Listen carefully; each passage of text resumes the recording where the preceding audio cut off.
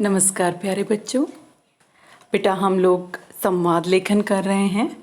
हमने संवाद लेखन के बारे में कुछ तथ्यात्मक विवरण और उसके बाद क्या हमें आवश्यक बातें ध्यान में रखनी हैं, तत्पश्चात हमने नमूनागत संवाद जो है प्रारंभ किया है कि किस प्रकार हम संवाद लेखन कर सकते हैं।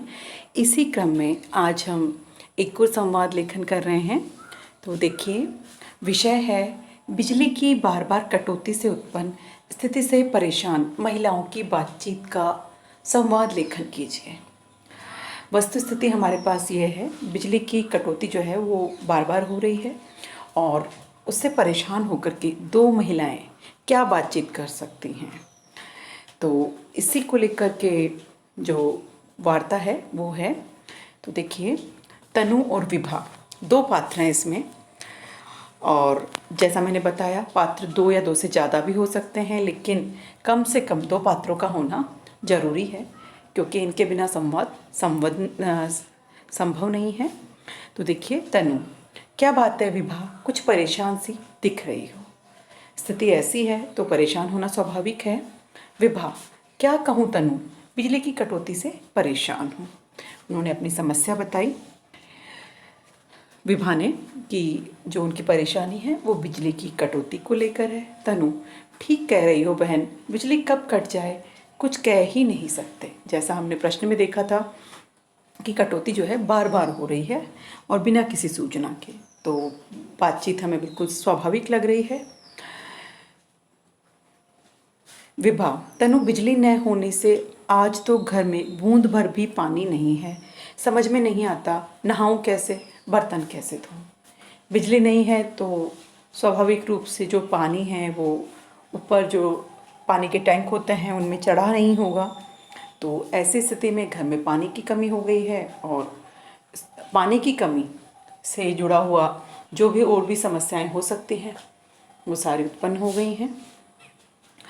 तनु, आज सवेरे बच्चों को तैयार करके स्कूल भेजने में बड़ी परेशानी हुई। अब इस एक समस्या से जुड़ी हुई कई समस्याएं हमें दिखाई दे रही हैं कि सुबह स्वयं के नहाने के लिए भी उनको समस्या थी, तो ऐसी ही और समस्याएं भी हम यहाँ ले सकते हैं, जैसे कि बच्चों को तैयार करके स्कूल भेजने में भी बड़ी परेशानी हुई। तनु ये बता रही है। अब विभा, यह तो रोज का नियम बन गया है, सुबह शाम बिजली कट जाने से घरेलू कामों में बड़ी परेशानी होने लगी है। बिल्कुल स्वाभाविक सा हमें वार्ता का अंश लग रहा है कि जब बिजली नहीं होगी तो हम खुद सोच सकते हैं कितनी परेशानियां हैं, और एक गृहिणी के लिए तो ऐसी परेशानियां बहुत अधिक बढ़ जाती हैं। तो वो यही कह रही हैं कि बिजली ना होने से आज सुबह से लेकर शाम तक कितने ही कामों में बड़ी परेशानी होने लगती है। तनु, दिन भर ऑफिस से थक कर आओ कि घर कुछ आराम मिलेगा, पर हमारा चैन बिजली ने छीन लिया है।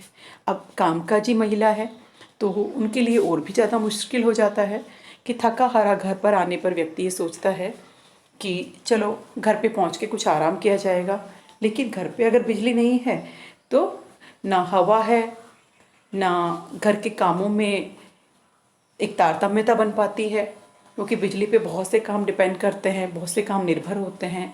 आज की जीवन शैली में तो बिजली हमारे को बहुत अनिवार्य एक आवश्यकता बन गई है। विभा, अगले सप्ताह से बच्चों की परीक्षाएं हैं, मैं तो परेशान हूँ, उनकी तैयारी कैसे कराऊंगी।